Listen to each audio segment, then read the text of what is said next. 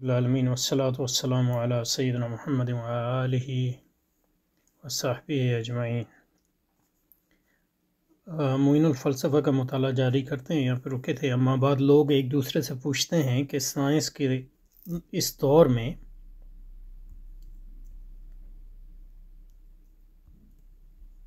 قدیم فلسفہ کیوں پڑھایا جاتا ہے؟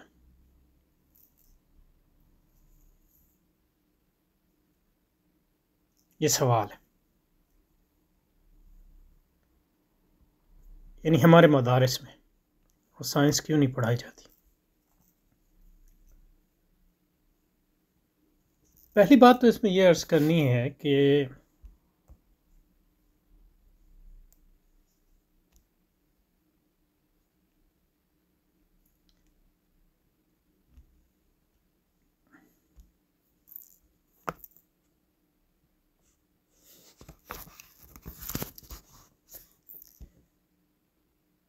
جب ایک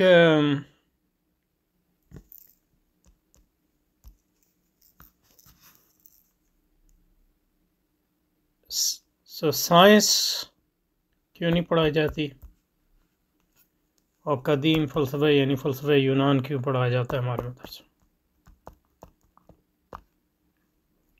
پہلی بات تو اس سلسلے میں یہ عرض کرنی ہے کہ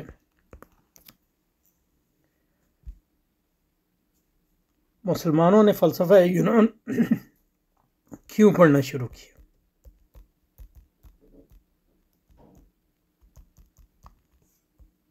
یہ دیکھیں نا، اور پھر اس کو نصاب میں کیوں داخل کیا؟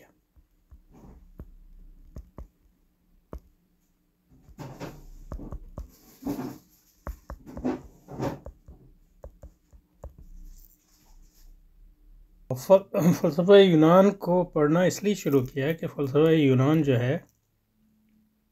باوجود، یعنی کوئی بھی وجہ ہو، مسلمانوں کے ہاں در آیا۔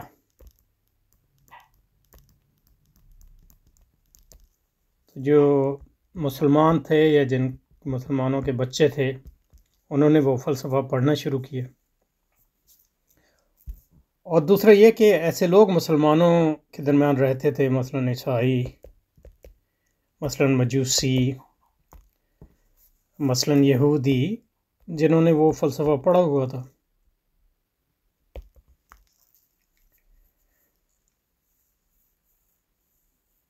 کیونکہ یہودی تو یونانیوں کے جو علاقے تھے اس میں رہے، جب ان کو بے دخل کیا گیا بیت المقدس سے اور فلسطین سے، اور عیسائیت تو جنم ہی انہی علاقوں میں لی، یعنی مطلب رومی علاقوں میں، اور جو عیسائیت کے آج کی شکل ہے۔ تو عیسائی علماء اور یہودی علماء یہ ان فلسفوں کو جانتے تھے، اور ان کے مذاہب میں اور ان کے علم کلام میں بھی، یہودی علم کلام میں بھی اور عیسائی علم کلام میں خاص طور پہ اس کو پڑھایا جاتا تھا۔ تو مسلمانوں نے جب ان علاقوں میں فتح کیا تو مسلمانوں کو بھی اس سے سابقہ پڑا فلسفہ یونان سے۔ تو یہ تو نہیں ہے کہ مطلب مسلمانوں نے یونان جا کے فلسفہ سیکھا اور اس کے اپنے حال لے آئے، نہیں، یہ وہاں موجود تھا، یعنی ایک حقیقت حاضرہ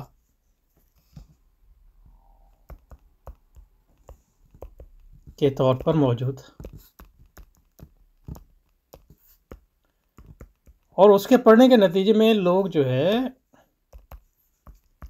اسلام کے خلاف اور اسلام اور سوالات اٹھاتے تھے، اعتراضات کرتے تھے۔ تو ان اعتراضات کا جواب جو ہے اس فلسفے کو پڑھے بغیر ناممکن تھا، تو اس لیے علماء نے جو ہے اس کو پڑھنا شروع کیا اور اس کو رد بھی کیا اور پھر ان کو، یعنی امام غزالی نے جیسے اس کا رد لکھا، لیکن امام غزالی نے جب رد لکھا تو پہلے پڑھا اس کو، مقاصد و فلسفہ پڑھیں تو اس میں پتہ چلتا ہے کہ فلسفہ کے تمام موضوعات وہ جانتے ہیں۔ اور امام غزالی نے اس فلسفے کو پڑھا جو مسلمانوں میں موجود تھا، یہ نہیں کہ مطلب یہ کہ یونان کے اور ارسطو کے اصل کتابوں کو کھولا ہو، نہیں، جو فلسفہ ارسطو کا فلسفہ اور افلاطون کا فلسفہ مسلمانوں کے ہاں جو تھا اس زمانے میں امام غزالی کے وقت میں، تو وہ فارابی کے ذریعہ ہے، اور خاص طور پہ ابن سینا جو فارابی کا ایک لحاظ سے ڈسائپل یا شاگرد تھا، اس نے، اور امام غزالی جو ہے ابن سینا کے کام کو بالکل بہت اچھی طرح جانتے ہیں۔ اس کی ایک وجہ تو یہ ہے کہ ان کو مطلب یہ کہ نہ صرف یہ کہ ابن سینا کی جو عربی کتابیں ہیں ان کو بھی جانتے تھے، بلکہ یعنی مطلب یہ کہ کیونکہ ابن سینا بھی فارسی الاصل یعنی زبان کے اعتبار سے تو تھا ہی، اور امام غزالی بھی فارسی الاصل ہیں، تو اس کی فارسی کتابوں میں جو فارسی کتابیں تھیں ابن سینا کی اس کو بھی جانتے تھے امام غزالی نے۔ اور زیادہ تر جو مقاصد الفلاسفہ میں لکھا ہے، مطلب اس کی بنیاد جو ہے ابن سینا کی کتابیں وغیرہ ہی ہیں، لیکن یہ کہ اگر آپ مقاصد الفلاسفہ کو پڑھیں گے اور اس کے بعد تحفۃ الفلاسفہ کو پڑھیں گے تو آپ دیکھیں گے کہ امام غزالی کو یعنی مکمل عبور حاصل تھا جس چیز پر وہ اعتراض کر رہے تھے۔ تو یونانی فلسفہ پڑھانا اس لیے شروع کیا کہ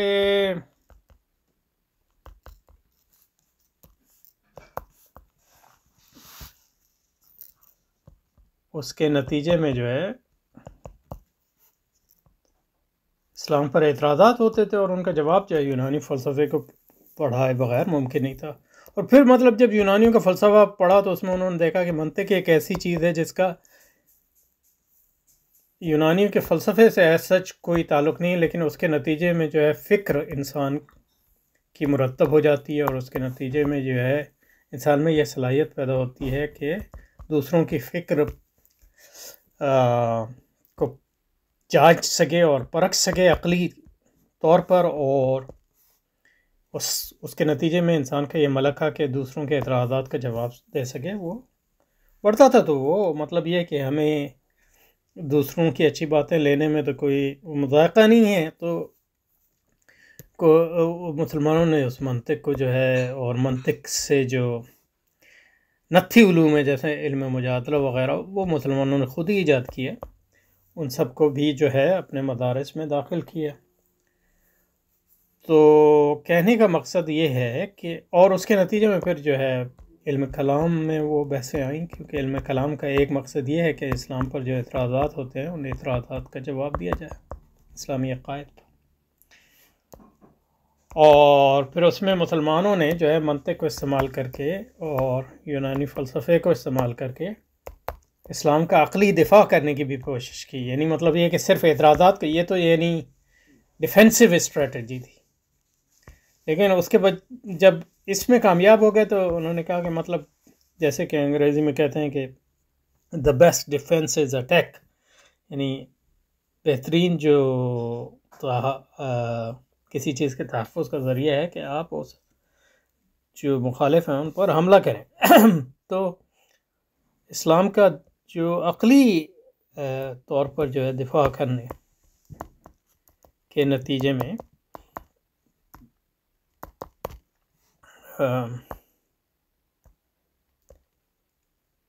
انہوں نے منطق اور فلسفے اور اس کے اصطلاحات سے فائدہ اٹھایا، اور اس کے نتیجے میں جو ہے فلسفے کے مباحث اور منطق کے مباحث جو علم کلام کا جزو لا ینفک بن گئے۔ اور حقیقت یہ ہے کہ کیونکہ مسلمانوں نے فلسفہ یونان اور فلسفہ منطق یونان کی بنیاد پر اسلام کا جو ہے نہ صرف یہ دفاع بلکہ اسلام کے عقلی توجیہ بیان کرنی شروع کی، جسٹیفیکیشن جس کو کہتے ہیں، اور کلام کے تمام اسکولوں نے کی، تمام مذاہب نے کی، چاہے وہ اہل سنت کے مذاہب ہوں چاہے اہل سنت کے باہر کے مذاہب ہوں جیسے معتزلہ وغیرہ۔ تو اس کے نتیجے میں مسلمانوں میں یہ خیال ہوا کہ فلسفہ یونان اور منطق یونان جو ہے کوئی یہ ایک چیز مسلمانوں میں اہل سنت کے ہاں بھی اور غیر اہل سنت کے ہاں تو زیادہ ہی یہ درائی کہ یونانی فلسفے کے وہ پہلو جو اسلام کی عقلی توجیہ کے لیے استعمال ہوئے، یہ منطق کے وہ پہلو جو اسلام کی عقلی توجیہ اور عقلی جسٹیفیکیشن کے لیے استعمال ہوئے، ان کے بارے میں بھی ایک تقدیس کا رویہ پیدا ہو گیا،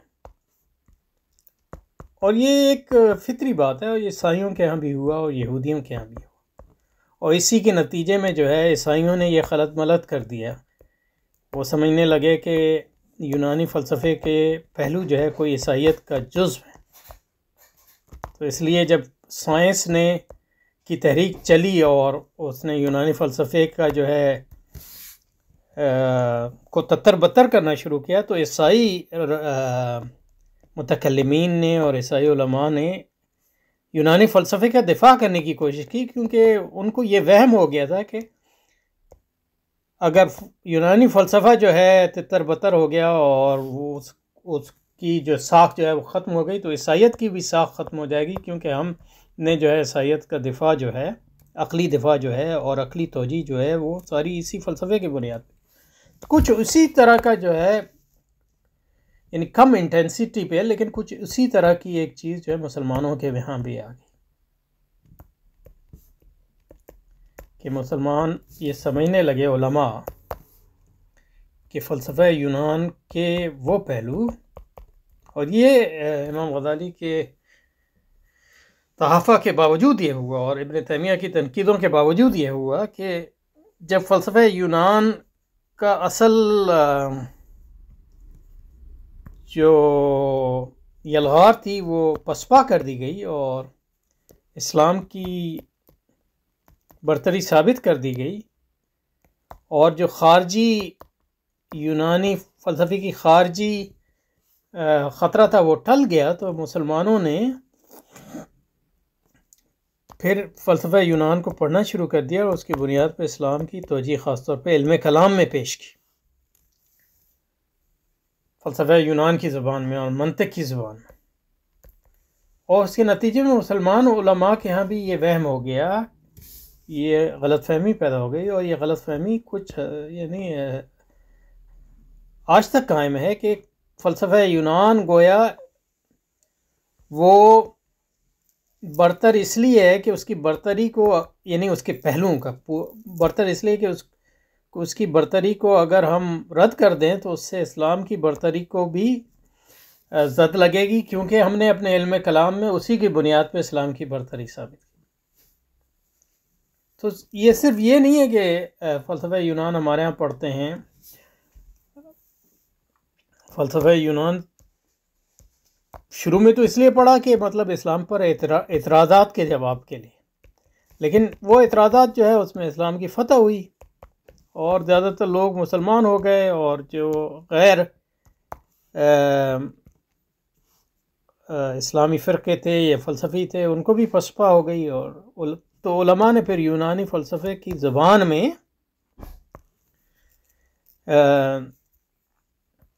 خاص طور پہ علم کلام میں اسلام کی عقلی توجیہ پیش کرنا شروع کر دی، اور فلسفہ یونان جو ہے صرف اسی لیے نہیں پڑھنے لگے کہ وہ اعتراضات کا جواب دیں گے، کیونکہ وہ اعتراضات تو پسپا ہو گئے، اب اس لیے پڑھنے لگے کہ وہ فلسفہ یونان کی زبان جو ہے کم از کم اس کے کچھ پہلو، فلسفہ یونان کی زبان، منطق کی زبان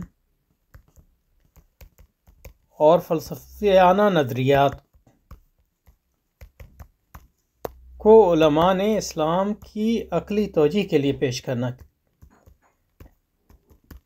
شروع کر دیا،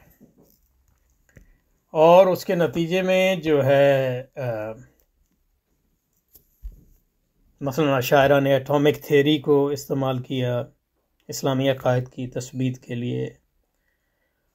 اور بعد میں یعنی امام راضی اور متاخرین میں سنوسی وغیرہ نے اور دوسرے لوگوں نے جو یونانی علمیات ہے اور یونانی منطق ہے اور یونانی مابعد الطبیعاتی اور طبیعاتی نظریات، یعنی یونانی فلسفہ بھی اور یونانی سائنس بھی، اس کی بنیاد پر جو ہے اسلام کی عقلی توجیہ پیش کی، تو اس کے نتیجے میں جو ہے فلسفہ یونان صرف ایک مخالف فلسفہ نہیں بن گیا، بلکہ فلسفہ یونان کے بہت سے حصوں کو مسلمان علماء نے اپنا لیا، ان کو اسلامیہ لیا. جس طرح آج جو ہے مطلب مغرب کو بہت سے علماء جو ہے اسلامیہ رہے ہیں، جیسے مثلا حضرت مولانا تقی عثمانی صاحب نے جو ہے معاشیات کو اسلامیہ لیا، یا مولانا مودودی صاحب نے سیاسیات کو اسلامیہ کسی حد تک اسلامیہ لیا. دونوں کا مقصد تو اسلام کا دفاع تھا، لیکن یہ کہ اس کے نتیجے میں انہوں نے جو ہے غیر اسلامی نظریات کو اسلامیہ لیا. تو اس کے نتیجے میں یہ ہوتا ہے کہ آج جب یونانی فلسفے کو پڑھا جاتا ہے تو اس کی دو وجوہات ہیں. ایک وجہ یہ ہے کہ جو فلسفہ یونان کی اصطلاحات ہیں وہ علم کلام اور علم مجادلہ اور دوسری اسلامی کتابوں کی اصطلاحات بن گئی ہیں. ان اصطلاحات کو سمجھے بغیر ہماری جو ہے قدیم کتابیں سمجھنا ناممکن ہے. مثلا شرح قائد یا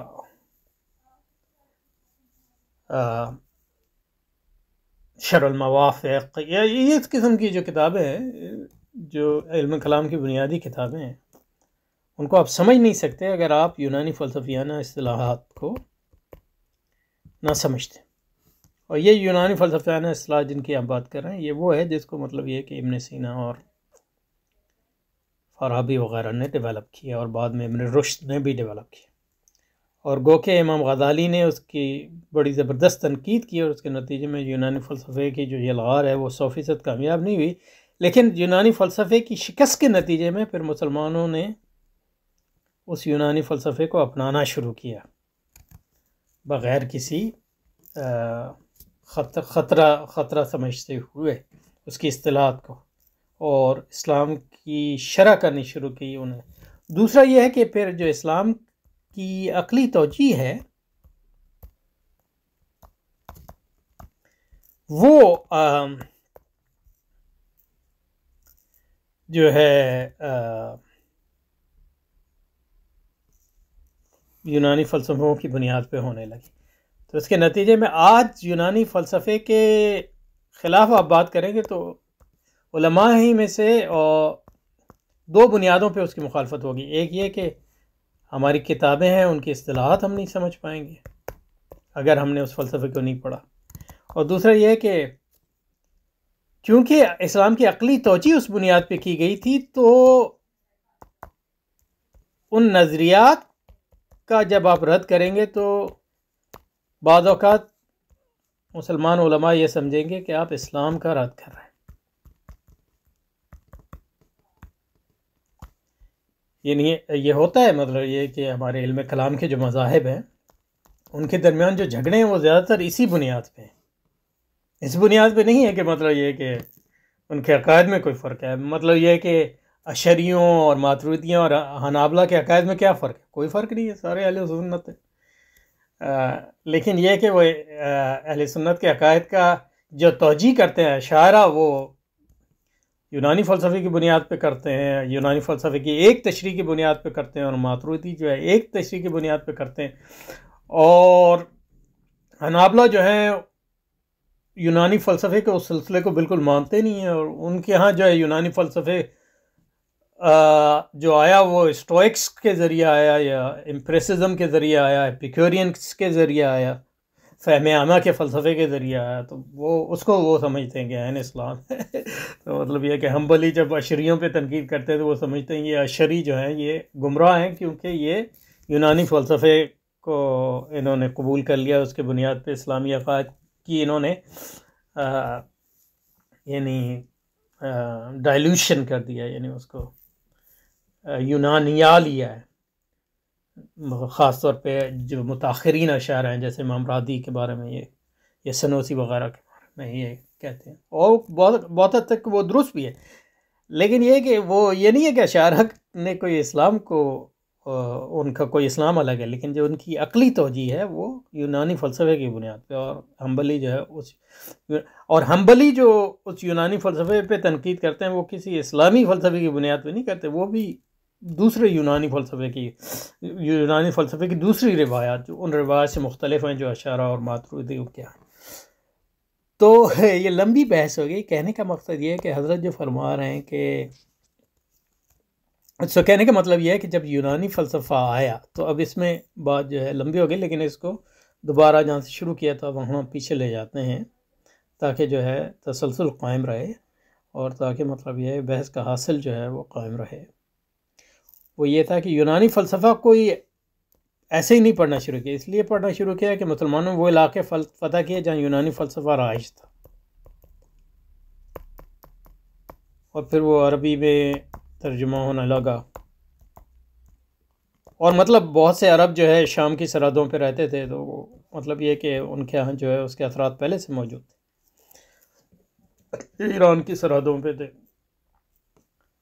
تو اس کے نتیجے میں اس پہ اسلام پہ اعتراضات اس کی بنیاد پہ ہونے لگے، تو مسلمانوں پر اس کا پڑھنا جو ہے فرض کفایہ ہو گیا. تو انہوں نے پڑھا اور اس کی بنیاد پہ رد کیا. تو مطلب یہ کہ معتزلہ نے رد کیا، لیکن اس سے متاثر بھی ہوئے. اس کے بعد جو ہے اہل سنت نے، امام جوینی، امام الحرمین نے اور ان کے شاگردوں نے اور بعد کے لوگوں نے، اور پھر اس کے نتیجے میں امام غزالی نے جو ہے فلسفے کا رد کیا. اس کے نتیجے میں یونانی فلسفے کا جو خطرہ ہے وہ بالکل ٹل گیا. تو جب خطرہ ٹل گیا تو اس کے بعد جو مسلمانوں نے یونانی فلسفے کو تو پڑھ ہی لیا تھا، تو اس کے یونانی فلسفے کے بعض نظریات کو بعض دوسرے نظریات کے مقابلے میں ترجیح دے کر ان کی بنیاد پر اسلام کی عقلی توجیہ اور دفاع کرنا شروع کر دیا. اور اس کے نتیجے میں یونانی فلسفہ، اس کے اصطلاحات اور اس کی منطق جو ہے علم کلام کا حصہ بن گئی. تو یہ پہلی تھی وہ تو دفاعی اسٹریٹجی، دوسری جو ہے پھر وہ اقدامی اسٹریٹجی تھی. اس کے نتیجے میں یونانی فلسفہ اور اس کی تعلیم خاص طور پہ وہ اسلامی مکاتب فکر کے اور اسلامی مدارس کا جزو لا ینفک بن گئی. اور یہ ضروری اس لیے ہے کہ پہلی بات تو یہ ہے کہ وہ اس کے بغیر آپ وہ اصطلاحات نہیں سمجھیں گے جن میں ہماری کتابیں لکھی ہیں. دوسرا یہ کہ کیونکہ اسلام کی عقلی توجیہ ان فلسفوں کی بنیاد پہ کی ہے، تو اس کے نتیجے میں جو ہے ان کو پڑھنا تو ضروری ہوگا. لیکن اس میں جو خطرناک بات ہے وہ یہ ہے کہ آپ سمجھنے لگتے ہیں کہ اس میں کوئی حرج نہیں ہے، لیکن یہ جو کنٹینجنٹ چیز تھی، آپ نے یونانی فلسفے کے ایک خاص نظریے کی بنیاد پہ اسلام کا دفاع کیا، تو اس کا خطرہ پیدا ہو گیا. اور یہ حقیقت بھی بن گئی بعض اوقات کہ یہ جو نظریہ تھا اس کو آپ نے ایک طرح اسلام کا حصہ بنا دیا. یعنی کیونکہ آپ سمجھنے لگے کہ اگر میں اس نظریے کو کوئی رد کرے گا تو وہ اسلام کو رد کر رہا ہے. حالانکہ یہ صحیح نہیں ہے، کیونکہ اس نظریے کو رد کر کے کسی اور نظریے کی بنیاد پہ آپ اسلام کا دفاع کر سکتے ہیں. اس کی مثال ایسے ہے، کوئی آج جو ہے سائنسی حقائق کی بنیاد پہ اسلام کا دفاع کرے اور کل ثابت ہو جائے کہ وہ حقیقت جو ہے غلط تھی، تو حقیقی نظریہ یہ ہے کہ ہم کہیں گے اچھا جی یہ سائنسی حقیقت نہیں تھی تو یہ چلے گئی، تو اب نئی سائنسی حقیقت دیکھیں اس کی بنیاد پہ اسلام کا کیسے دفاع ہوگا اگر ضرورت ہے یہ توجیہ. لیکن اس میں غلط رویہ یہ ہے کہ آپ نے نہیں، یہ سائنسی حقیقت جو رد کر دی گئی ہے ہم اس کا دفاع کریں گے، کیونکہ اس کو اگر رد کر دیں گے تو اسلام پہ کسی طرح جو ہے وہ زد آئے گی. اور یہ عیسائیوں نے بھی سمجھا تھا کہ انہوں نے کہا ارسطو کو رد کر دیں گے تو پھر عیسائیت ختم ہو جائے گی. لیکن ارسطو کا عیسائیت سے کیا تعلق تھا؟ اس کے نتیجے میں انہوں نے جو ہے سائنس کی مخالفت کی اور نئے نظریات کی مخالفت کی، یعنی اس بنیاد پہ، اپنی عیسائی بنیادوں پہ نہیں کی. تو اس کے نتیجے میں یہ ہے کہ جو نئے نظریات جنم لیے ان میں اینٹی کرسچینٹی پہلے سے ہی تھی، یعنی مذہب مخالف وہ تھے ہی، لیکن یہ کہ وہ مذہب مخالفت جو ہے وہ اور بڑھ گئی. انہوں نے کہا یار یہ کیسے لوگ ہیں، یہ جو ہے مطلب یہ ہے کہ جو چیزیں ہم نے ثابت کر دی ہیں کہ یہ مطلب حقیقت کے خلاف ہیں، اس کا یہ دفاع کر رہے ہیں. تو اس سے انہوں نے یہ نتیجہ نکالا کہ ساری عیسائیت ہی حقیقت کے خلاف ہے، اس کو جو ہے دریا برد کر. تو اتنی بری حالت اسلام میں تو نہیں ہوئی، اس کی وجہ یعنی مطلب امام غزالی اور دوسرے علماء، امام ابن تیمیہ اور حضرت شاہ ولی اللہ جیسے لوگوں کا کام ہے، لیکن پھر بھی اس پہ عیسائیت اور ہماری تاریخ میں اس میں کافی مماثلت ہے. تو اچھا یہ تو چلتے ہیں کتاب دیکھتے ہیں کہاں سے یہ بحث نکلی تھی، واپس چلتے ہیں. اچھا جی، تو یہ کہہ رہے ہیں حضرت کہ اما بعد لوگ ایک دوسرے پوچھیں کہ سائنس کے دور میں قدیم فلسفہ کیوں پڑھایا جاتا ہے؟ فلسفہ یونان کا تو اب صرف نام رہ گیا، اس پر وقت ضائع کرنے سے کیا بات ہے؟ اس کی جگہ عصر حاضر میں مفید اور ضروری علم کیوں نہیں پڑھایا جاتا؟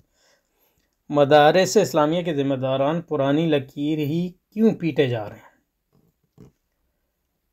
اب دیکھیں نا، مطلب یہ کہ جب ہم نے اس میں دیکھا کہ قدیم فلسفہ اس لیے پڑھا کہ اس کی وہ ایک حقیقت کے طور پہ موجود تھا، تو حقیقت یہ ہے کہ سائنس بھی آج حقیقت کے طور پہ موجود ہے. تو آپ سائنس کیوں نہیں پڑھتے؟ یعنی سائنس پڑھنا اور سائنس کو جاننا بنیادی طور پہ، یعنی اس حد تک جو اسلام کے دفاع اور اس کی توجیہ کے لیے ضروری ہے، وہ ایک فرض کفایہ ہے جو علماء نے نہیں کیا. اور آپ کتنی بھی دلیلیں دے جائیں، مطلب یہ ہے کہ ہم نہیں کہہ رہے کہ آپ سائنسدان بنائیں، اور مدرسوں نے کبھی فلسفی پیدا کرنے کے لیے تو فلسفہ بھی نہیں پڑھا، لیکن یہ کہ جس طرح فلسفے کو جاننا ضروری تھا اس زمانے میں،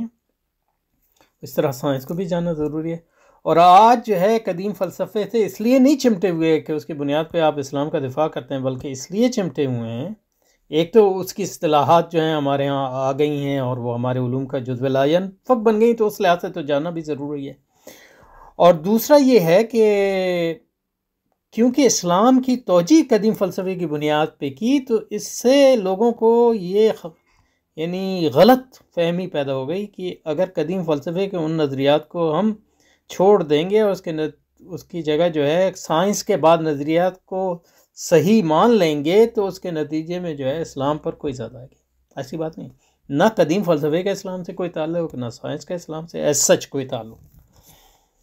اور ہمیں سائنس بھی اگر پڑھنی ہے اور قدیم فلسفہ بھی پڑھنا ہے تو ایک ہی بنیاد ہے اس کی، کہ وہ ایک ایسی چیز ہے جس کو بنیاد بنا کر جو ہے اسلام پر اعتراضات کیے جا سکتے ہیں. ظاہر ہے سائنس پڑھنے کے تو اور بھی اسلامی بنیادوں پہ سائنس پڑھنے کے، یعنی عمومی سائنس پڑھنے کے تو اور بھی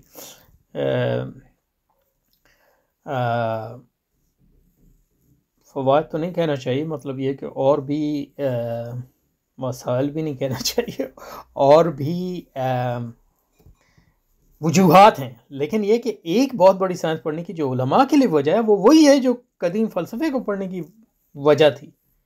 کہ اگر آپ سائنس کو پوری طرح نہیں سمجھیں گے تو اس کے نتیجے میں دو طرح کی چیزیں ہوں گی. اور یہ امام غزالی نے بہت پہلے تحفہ میں لکھ دیا تھا. وہ یہ ہوگا کہ ایک وجہ یہ ہوگی کہ سائنس کی بنیاد پر اگر اسلام پر اعتراض ہوگا تو آپ اس اعتراضات کا جواب نہیں دے سکیں گے، یہ پہلی وجہ. اور دوسری وجہ یہ ہے کہ سائنس جو ہے ایسے حقائق کا انکشاف کرتی ہے دوسرے علوم کی طرح جس سے اسلام کی حقانیت ثابت ہوتی ہے، تو آپ اس سے محروم ہو جائیں گے. اور تیسرا یہ ہے کہ اگر آپ نے سائنس نہ پڑھی اور اس کو اچھی طرح نہ جانا تو آپ یہ فرق نہیں کر سکیں گے کہ سائنس میں حق کیا ہے اور باطل کیا ہے. اور بعض اوقات جو ہے اسلام کے دفاع کے نام پہ آپ سائنس کے حق کو رد کریں گے. اور جیسے کہ امام غزالی نے کہا، جو اسلام کے ایسے دوست جو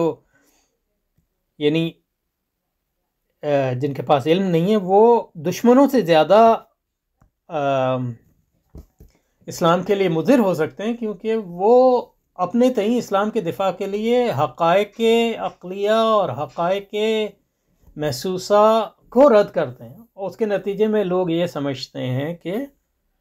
جناب یہ لوگ تو جاہل ہیں، تو ان کا مذہب بھی جاہل ہوگا، نعوذ باللہ. اور یہ نہیں مطلب ایک سب کہے کہ 2 + 2 4 نہیں ہے بلکہ 5 ہے، تو اگر وہ اس کو اسلام کی بنیاد بنائے تو لوگ کہیں گے کیسا پاگل آدمی. اسی طرح آج کوئی کہہ دے کہ یہ جناب چاند پہ ہی نہیں پہنچے، لوگ کہیں گے یار یہ تو بالکل ہی بیوقوف لوگ ہیں اور ان کا مذہب بھی بیوقوفانہ ہے. تو اس لیے مطلب ان 3 وجوہات کی بنیاد پہ سائنس کو جاننا مدارس میں ضروری ہے، اور اس کی کوئی توجیہ جو ہے، اس کی کوئی دفاع نہیں کیا جا سکتا کہ آپ یہ کیوں نہیں کر رہے. اور اس کی یہ نہیں ہوا، اس کی ایک وجہ یہ ہے کہ ہم نے یونانی فلسفے کو اپنا لیا، اسلامیہ لیا، اور یہ سمجھتے ہیں کہ وہ کوئی اسلامی فلسفہ، تبھی تو اس کو حکمت کہتے ہیں. یعنی مطلب یہ ہے کہ فلسفی کو حکمت کہنے کا کیا مقصد ہے؟ یعنی یونانی زبان میں اس کا مطلب حکمت ہے، لیکن ہم تو اس کو حکمت نہیں مانتے. تو حکمت تو وہ ہے جو مطلب شاہ ولی اللہ صاحب کے ہاں ہے، یہ حکمت تو وہ ہے جو امام غزالی کے احیاء میں ہے، یہ حکمت تو وہ ہے جو ابن قیم کی زاد المعاد میں ہے، یہ حکمت تو وہ ہے جو حضرت شیخ عبد القادر جیلانی کے خطبات میں ہے، یا ابن تیمیہ کی کتابوں میں ہے. یہ کون سی حکمت ہے جس کو آپ یونانی فلسفے کو حکمت کہتے ہیں اور یونانی فلسفیوں کو حکیم کہتے ہیں؟ تو کہنے کا مقصد ہے اس کے تو یہ اس لیے ہوا کہ آپ نے بہت یہ غلط فہمی یہ ہو گئی کہ یونانی فلسفے کے بہت سے نظریات کو یہ سمجھا گیا کہ وہ حقیقت کی صحیح توجیہ کرتے ہیں. تو اس لیے جو ہے ایک بات ہمیشہ یاد رکھنی جاتی ہے کہ جو بھی عالم ہے کسی بھی زمانے میں، بڑے سے بڑا عالم، امام غزالی کیوں نہ ہو، ابن تیمیہ، ان کے علوم کی 2 قسمیں ہوتی ہیں. ایک تو وہ ان کا علم جو ہے علم شرعی اور علم حق پر مبنی، علم شرعی اور علم طریقت، تو وہ تو کبھی نہیں بدلتا. ان میں علماء کا اجماع جو ہے حجت ہے. لیکن جب علماء جو ہے اپنے دور کے جو علوم پڑھتے ہیں اور اس کی بنیاد پر ظاہر ہے اسلام کو پیش کرتے ہیں اور دفاع بھی کرتے ہیں، یہ تو اس کے بغیر اور کیا کریں گے آپ. لیکن اس دور کے ان کے دور کے جو علم ہے اس کو جو ہے علم دوامی اور علم ازلی میں خلط ملط نہیں کرنا چاہیے. تو یہ تو واقعہ ہے آپ کا، اور آج جو ہے اس کو آپ علم سمجھتے ہیں، لیکن کل جو ہے یہ علم نہیں رہے گا. تو آپ کل کو وہ جو اس جو وقتی علم ہے جس کو عصری علم کہتے ہیں، ان کو اسلام میں کبھی خلط ملط نہیں کرنا چاہیے، کیونکہ عصری علم میں حقیقت اور باطل اور حق اور باطل اور سچ اور جھوٹ ہمیشہ ملا رہتا ہے. چاہے وہ عصری علم امام غزالی کے زمانے کے ہوں، چاہے شیخ عبد القادر جیلانی کے زمانے کے ہوں، چاہے وہ ابن تیمیہ کے زمانے میں ہوں یا شاہ ولی اللہ کے زمانے میں ہوں. تو اس لیے علماء کی جب ہم کتابیں پڑھتے ہیں تو ان میں دیکھنا چاہیے کہ وہ علماء یعنی ایون حجت اللہ البالغہ یا احیاء العلوم جو ہماری ہیں مطلب عظیم ترین کتابیں، یا ابن تیمیہ کی مطلب جو منطقیوں کے رد میں انہوں نے کتاب لکھی، یا جو عقل فلسفیوں کے اور عقل کے